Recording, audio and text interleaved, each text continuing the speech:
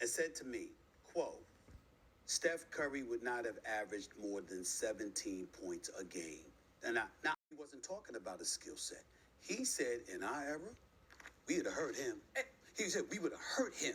He said he would have had to run through picks. He wouldn't have been as protected by the officials. The game is exponentially more physical now than it was then. Remember when he came into the league with the ankle injury? He'd have never recovered from that with us. We would have made sure they would have tripped him every chance we got. They weren't talking about basketball. They were talking about this is the elements that come with the game that we had to endure that these guys don't have to even think about. Now, of course, the talent is clearly superior now to what it once was.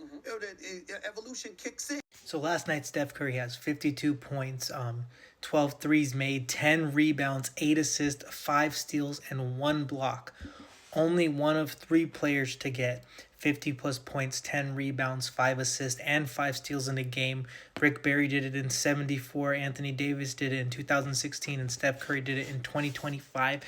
And this is what ESPN decides to talk about. Like, what are you even talking about? This man was double-teamed and he had 52 points. Instead of giving Steph Curry credit and props, I have no respect for ESPN or First Take. First of all, Stephen A. Smith doesn't give his source of which former player told him this. Stephen A. Smith was like, yeah, the hand checking will give him problems. Of the previous era. 5'3" Muggsy Bogues was averaging 10 points, 10 rebounds a game. He was 5'3". And then he was talking about the whistle. Steph Curry's the least protected player from any sort of whistle. If you were talking about SGA, you have a case. But Steph Curry gets the least amount of fouls called against him, even when it's obvious. The moment the ball is inbounded, he gets pressed from one end of the court to the other. He's doubled by the time he crosses half court. Sometimes he even gets tripled if he's shooting it from the three-point line, but doubled the moment he crosses half court. He gets fouled constantly and it's not called. And you're talking about he'd average 17 points. Jordan never went up against a Steph Curry. There's talking about Jordan never flopped.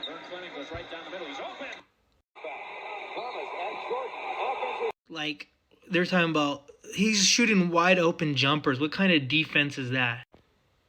That was impressive. I can't even hate on that. But look at the defense. Like, there's no contest at the paint. In an era where the centers didn't guard the perimeter, where they just stayed in the paint, where they didn't even play zone, you telling me you put a center trying to guard Steph at the perimeter, he's going to absolutely cook him.